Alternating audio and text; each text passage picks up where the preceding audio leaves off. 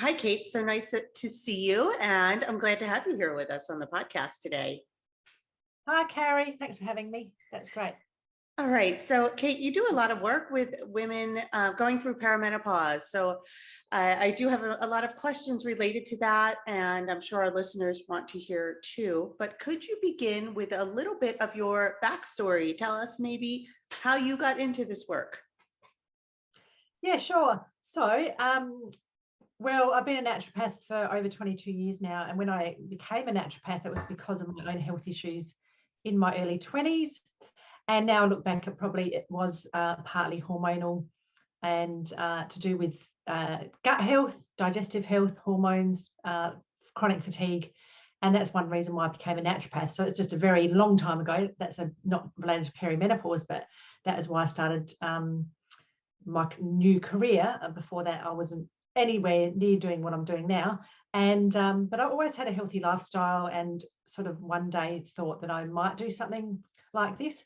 So it wasn't until my late 20s that I studied naturopathy, and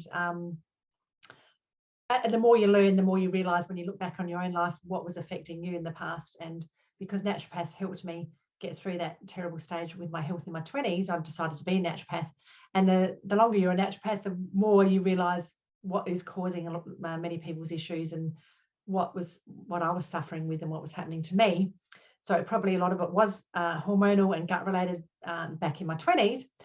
And I went through perimenopause a few years ago now, and even being a naturopath and having a very healthy lifestyle, had a few annoying symptoms. A lot of it's to do with stress with a lot of people. And because I was going through a lot of a stressful time in my life, I found that I got some really annoying symptoms. But when I realized what I'd helped my clients with over the years, because I've helped women, majority of women as a naturopath, because they're the people that reach out and say, Yeah. I need help. I see men and children, but majority of women.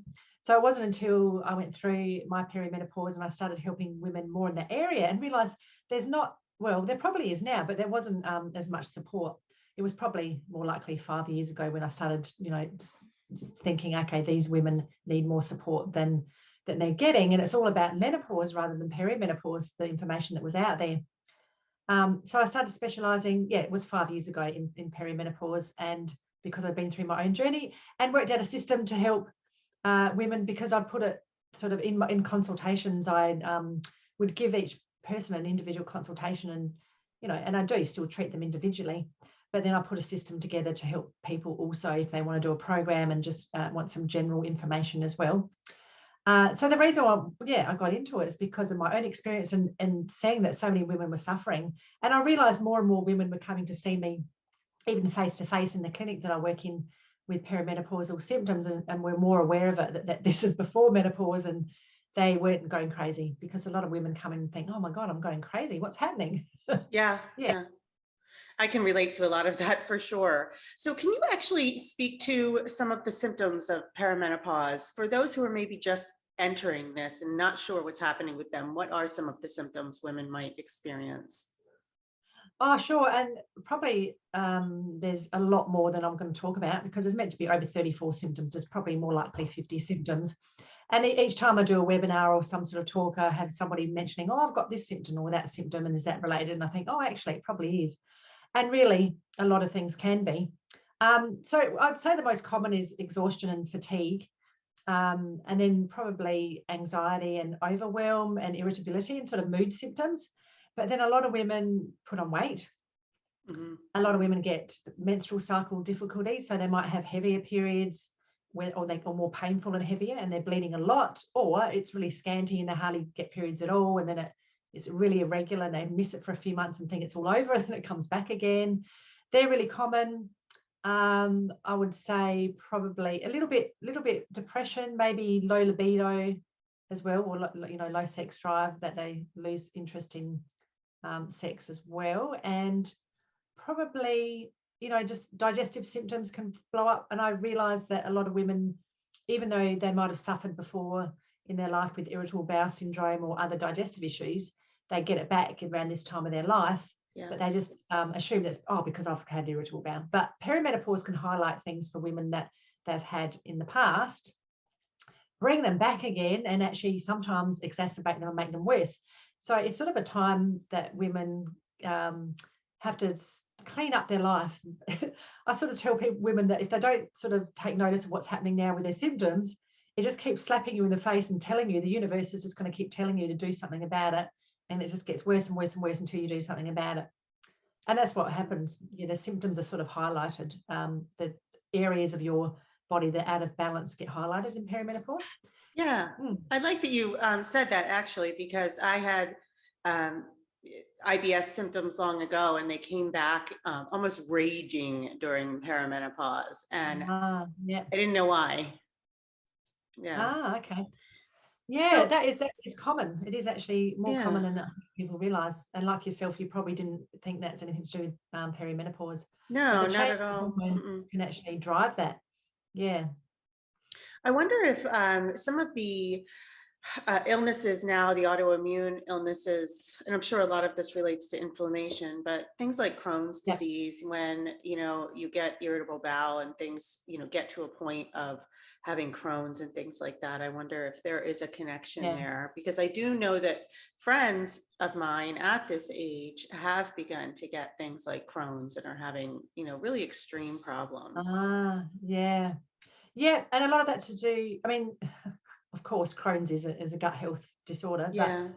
yeah, a lot of the change in the increase in inflammation in perimenopause, um, inflammation and things like leaky gut and Mhm. dysbiotic bacteria, so the imbalance in your bacteria in your gut can drive these autoimmune issues.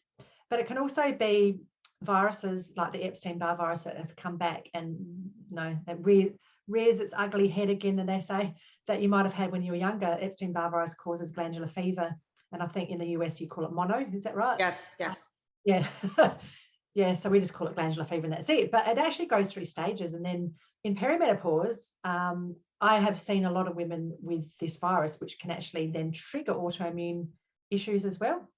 But the inflammation that increases as progesterone drops, and sometimes estrogen becomes dominant and fluctuates, and it can become really high at some stage, that increases inflammation. And that can cause, this imbalance with the immune system and inflammation in the body. And it can cause an imbalance with the gut bacteria. A lot of women can get leaky gut at this stage when they haven't had it before, and that can drive these sort of inflammatory bowel disease symptoms as well, or things that are like that. There's SIBO, or small intestinal bacterial overgrowth, and irritable bowel, RBS, like you said as well, that are common. Even just bloating, a lot of women just get general bloating Yes. and feel awful. Yeah. Yeah. I wonder why, and I don't know what your thoughts are on this, why conventional doctors turn to just hormone replacement therapy or medications right away with something that seems like such a natural issue. I mean, this is a stage of women's lives. Many years ago, like going back 100 years, women weren't offered Yeah. hormone replacement therapy. They had to solve these things naturally. So why do you think doctors jump right to that? Well, that's the way they're trained. That's probably my first answer. It is the way they're trained, and it's like I think people actually have this mindset around that we're meant to have the same hormones all the time, and there's something wrong. They're dropping. Like, oh my God, let's quickly replace them. But we're actually meant to go back to in menopause. I mean, perimenopause is a bit different. They're fluctuating, but by the time you get to menopause, then they're meant to be the same levels as your childhood hormones. So we shouldn't really be replacing them, and that's not the whole idea. But that's the way doctors get trained. They do get, whether I'm allowed to say this or not, but I'll still say it, is, they get incentives from pharmaceutical companies Yeah. pushing them to, put their patients on so many medications, and they get a bit, I'm not going to say brain, I don't really know what the word is, but yeah, incentives, to or Yeah. pressure. And but also some of them, it's just easy, isn't it? And they don't get trained in anything else. I know in Australia, the doctors don't get trained in nutrition at all anymore. They used to only do 6 hours years and years ago. Now they don't do anything. So if they were thinking about doing something on the natural side of it, which some of the integrative doctors do, but they have to do loads of extra training, and so many aren't interested. And really that's that sickness industry, which I'm going to call it. I'm not ashamed to call it that, because it is. It's keeping people in that spiral of sickness, and it doesn't really solve any symptoms, really, putting on medication. And so HRT also is a bit there's side effects, and I can understand women going on it because they get desperate and they think, oh my God, I feel like my life's falling apart. And it might help them in the short term, but long term, it's got, some side effects and there's dangers. But yeah, so, and a lot of people trust their doctors that that's the best thing to do, but they don't realize there's so many things you can do naturally, and you don't have to go that way at all. Even bioidentical hormones, which can be similar, they're probably better, but you don't even have to go down that road. Yeah, and you mentioned that doctors aren't even really trained in nutrition now, which just kind of boggles my mind because food is everything, what we put in our Yeah, bodies. So it that is. is a nice segue into my next question, which is really the gut-brain connection. So, um, inflammation, all of these autoimmune issues, how does the gut-brain connection relate to menopause and perimenopause? Well, as our hormones drop, and particularly progesterone, our inflammation increases. Our cortisol increases when we get more inflammation, and cortisol is an adrenal hormone that counteracts inflammation, but it helps us buffer stress. It helps with our metabolism, and when that increases for too long, it causes not damage, but it causes an imbalance. It destroys some of that gut bacteria. So there's a two-way street between the brain, which is reacting to inflammation and stress, and between our gut. So there's something called the vagal nerve. I don't know how many listeners would be. There's probably loads of things on YouTube about the vagal nerve, and I think there's more people that, familiar with it now. But the vagal nerve, I think with most people, gets a bit out of tone or out of balance. And that vagal nerve anyway sends messages all the way from your brainstem through all the different organs. There's these two nerves, actually, it's not just one. And they actually are then joined all the way down to your intestines. So if there's stress for long enough, that these nerves will actually cause an imbalance in the bacteria in your gut and can cause more destruction of the good bacteria that's meant to keep us healthy. So that will actually then cause more gut symptoms. And when your bacteria is not healthy, then you can't metabolize your estrogen properly, especially when women are going through fluctuations in perimenopause. 1 minute it can be high estrogen and you're having an estrogen surge, and the next minute it can be low and it goes up and down. And that's why they get varying symptoms. But we need to get rid of our bad estrogens and excess estrogen when this is happening, particularly, and all through your life with that gut bacteria. So if that's been destroyed, then you get more estrogen dominance, and then women get more symptoms.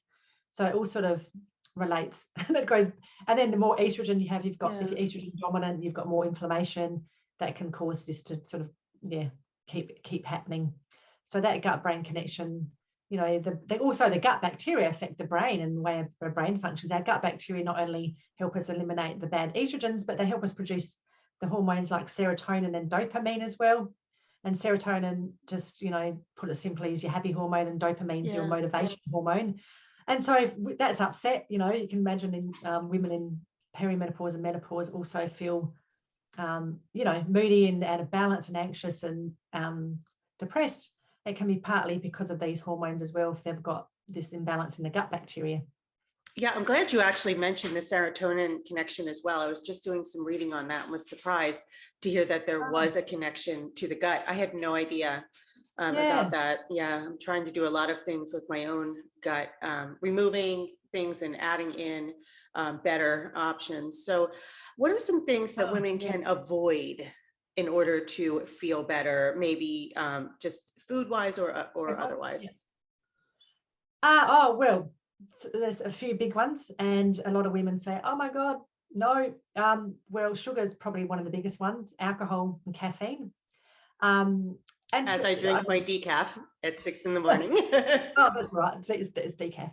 And it's particularly like hot flushes. If women are getting hot flushes or night sweats, then these are really, really important. Or if they've got anxiety. I mean, if anyone's got hot flushes, anxiety, or overwhelm, or just feel really moody, those are really important. I mean, sugar increases inflammation.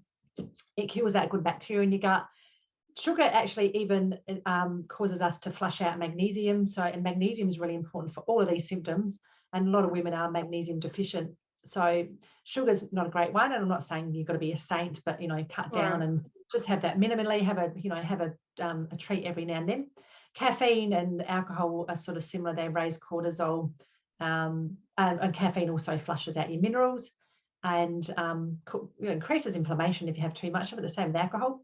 And our liver needs a lot of tender loving care, I think, this stage too, because it helps metabolize your hormones. So if you're having alcohol, you're just putting more stress on your liver.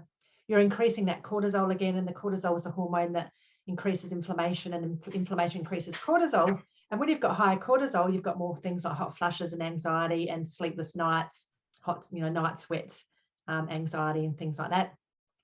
So they're the most important. And then I go down the road of like, okay, if you're going to be a bit more, I suppose, stricter on yourself, and you really want to get good results with reducing some of the symptoms just with your diet and see how well we can go with that, I would be going then down the road of gluten-free and dairy-free as well, because they also are hard to digest, and your digestive system is finding it harder at this stage of your life to digest foods, particularly because they're so processed. I mean, bovine hormones, they're going to upset your hormones more unless you're having organic dairy. And gluten is just so highly sprayed as well, and it's just the protein has been changed so much now that the body doesn't digest it, and that's why loads of people are more intolerant. But because they're both inflammatory as well, that helps a lot. And I know that women that have cut these out, even with myself at the beginning of perimenopause, when I started to get some symptoms, I was going through a lot of personal stress, I thought, that's it, I'm going to get rid of alcohol altogether. And I think I did it for a year and a half. And I wasn't having coffee anyway, and my diet was pretty much dairy-free and gluten-free. And I had a little bit of sugar in the way of chocolate, dark chocolate, but that's got caffeine in it as well. Yeah. So I cut all of that out, and it made a really big difference even doing that. So I realised too, when you're doing for your own symptoms and for your personal health, then that if you can be strict, and everybody's different, but I'm quite disciplined, and I know it makes such a huge difference because we've got control over what you put in your mouth. And this is really the time that women should be stricter on themselves, because they will benefit, and they'll go through a really easy menopause if they get really, get everything balanced now, and they get used to having the good foods. You should be nourishing your body with all the nutrients that you need to get through it, because this is an important time. It's like you could go back to those foods a bit more later, but when anybody's getting lots of symptoms, I generally highlight those those sort of foods to be the ones to avoid or reduce. Yeah. I think you have me nearly convinced now to eliminate dairy. I have been gluten-free for a long time, almost 20 years. Yeah. But dairy's a tough one to kick. Yeah. Okay. Yeah. And it is the hormones in it as well. And it depends what it is. I mean, I think if you had a little bit of yogurt here and there, or cheese, as long as it's like organic and biodynamic, you should be fine. But so many people consume it all the time, and it's not organic. You get all the hormones, and it's not great for your hormones, and it is harder to digest because we're not cows. The human body wasn't made really to digest breast milk from a cow, and it just gets harder as you get older. And if there's an imbalance in your gut bacteria, then you don't produce the lactase, the enzyme to break down the lactose as well. But a lot of people become casein sensitive, which is the protein in the dairy too. Yeah. And it is inflammatory. And if anybody is going through menopause and they want to avoid cardiovascular disease and things like diabetes and more of that insulin resistance, I mean, dairy has been shown to increase all of those things as well. So, good to know. That's good enough information. dairy, just have a little bit here and there. Again. Yeah. I just say to women, if you're drinking milk or putting it on your cereal every day or whatever, or putting it in your coffee, whatever, just, there's so many other options, isn't there? Yeah. Oat milk is a good option, right? No milk. Oh, oat sorry. milk. Oat milk. Oh, oat milk. Yeah. Oh, sorry. Yeah. Yeah, oat milk. Yeah, unless you're trying to be gluten free, but otherwise I generally would suggest almond or coconut milk maybe, or a mixture. We have quite a few mixtures in Australia that you get almond, coconut, and rice milk all together. Oh, okay. We have it over there. There's even macadamia milk. But they're all pretty nice. Okay. I think they are anyway. So in terms of nutrition, we just talked about what we can remove to help feel better. What about adding in? What are some nutritional elements, whether it's food or supplements, that you would suggest adding in to your diet at this time? Yeah, well, when we look at food, I mean, what some women sort of think of is, oh, what, I'm going to put on weight and this is horrible. And so they start cutting out some really healthy things like some good fats. And the thing is that fats actually are really important. Mhm. Really important for your hormones, for not only your brain health, if you want to avoid dementia and things like that, and sort of brain fatigue. Yeah. Um, but our fat is, I mean, it's the best source of fuel for energy. It's actually better than anything else. And I'm not saying have loads of fat, but we look at the good fats. So I always try and make sure women have lots of healthy fats, like the oily fish, Mhm. particularly, the smaller fish if you can, unless you can get wild caught salmon and things like that aren't, fed lots of horrible things. So sardines and tuna and wild caught salmon and mackerel and things like that are great. Then nuts and seeds, all the good fats in nuts and seeds, and avocados as well. And you can perhaps look at hemp seeds and chia seeds and all of those that are also, you can get them in oils and other foods that they're mixed in. So yeah, fat is really important because, and sometimes women don't understand this, that their cholesterol can go up a little bit at this stage if your hormones are also dropping, especially if you're not ovulating as much. We actually do start producing more of our hormones through our fat in our body, but also from and cholesterol is our precursor to your hormones anyway. So it's more important to have the good fat to help us produce the hormones, and also healthy adrenal glands, which are the glands that produce that hormone cortisol that I mentioned before.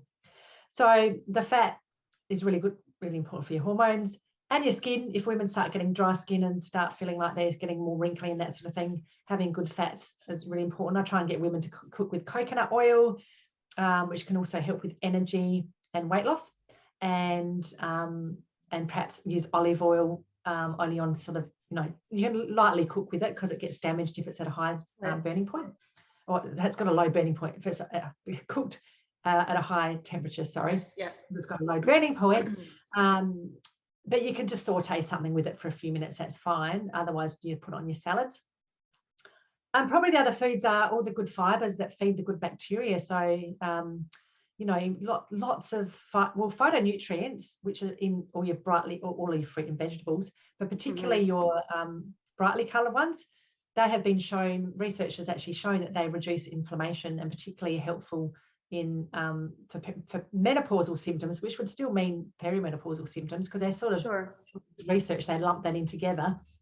So, I think, and over the years I've noticed, and with other women that I think there's somebody called Deanna, oh, I forgot her last name. She's in the US, and she specializes in colored eating, like colorful Oh, food eating. okay. Yeah. Deanna Murich or somebody, I can't remember. Anyway, sorry, I forgot her name. That's okay. She says that the majority of people have a purple or blue deficiency. That sounds good, doesn't it? The color of the food. So they don't eat enough, beetroot, and what else is blue and purple? Oh no, I have Eggplant. eggplant. Yeah, you're right. Blueberries and all those sort of dark pigmented berries. So those are meant to be the most efficient, and there's different types of phytonutrients in each of these sort of dark pigments. But if you can have more of those, we know that blueberries are really helping reduce inflammation hugely. So those sort of foods would be good, and they feed the good bacteria in your gut, and that's really important as well. We don't just want to always take probiotics, which can be helpful, and I'm not saying don't do that. It's probably an important time to have a probiotic and prebiotic, sort of probiotics that go together.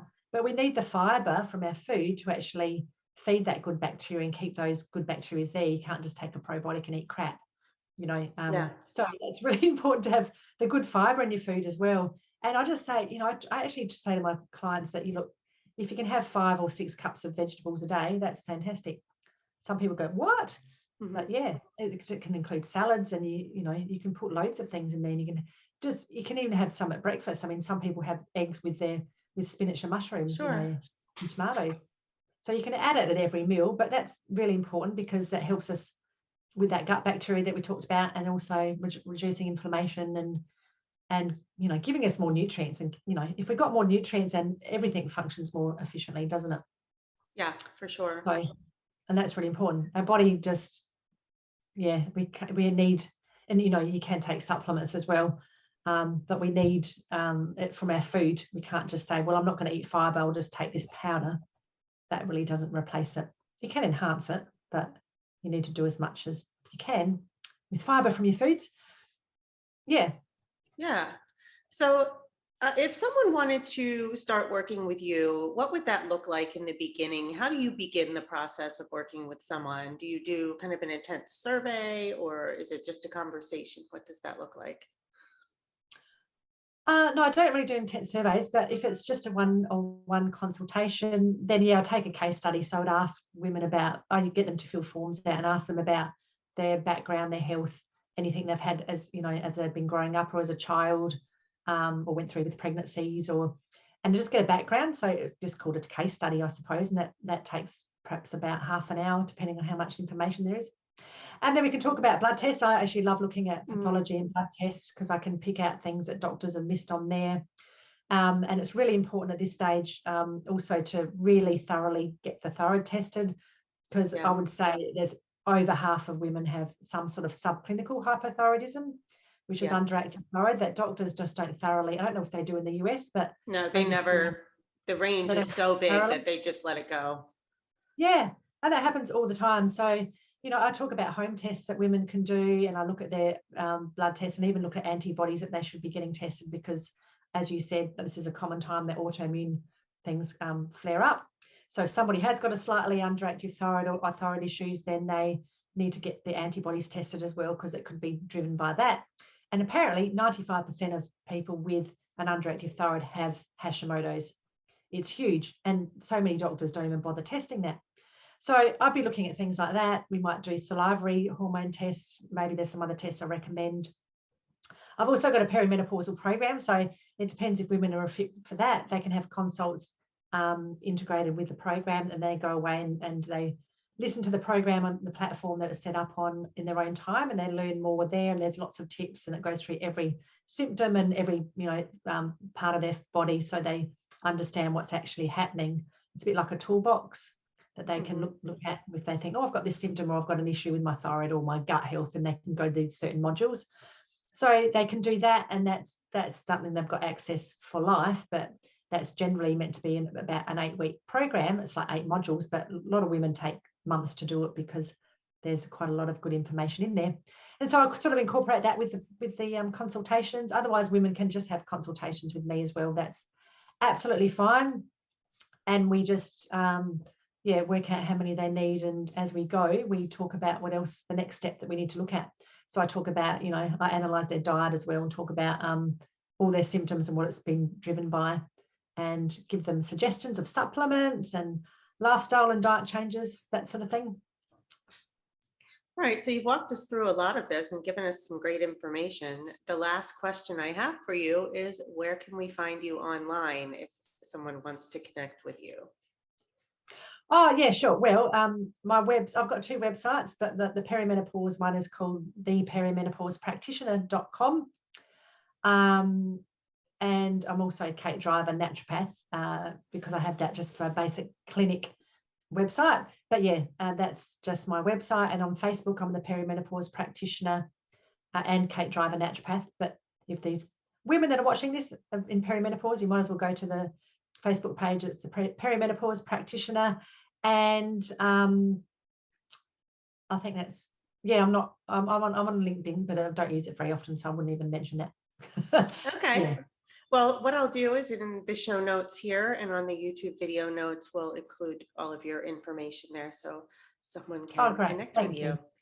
It has been a pleasure talking to you today. I learned a lot, and I'm sure our listeners have too. So thank you so much for joining me today, Kate. Thanks, Carrie. Thanks, everyone, for listening.